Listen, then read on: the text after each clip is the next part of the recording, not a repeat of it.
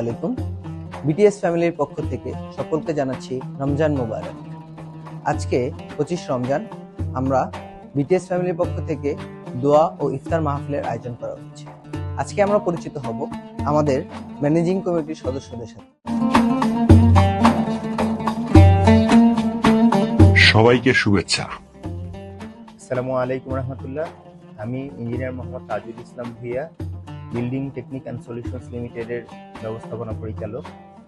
আজকে 25শে রমজান, আপনাদের রমজানুল মোবারকের শুভেচ্ছা জানাচ্ছি। আসসালামু আলাইকুম। আমি Mohammad Aminur Rahman Rana, director Bangladesh trade and steel limited.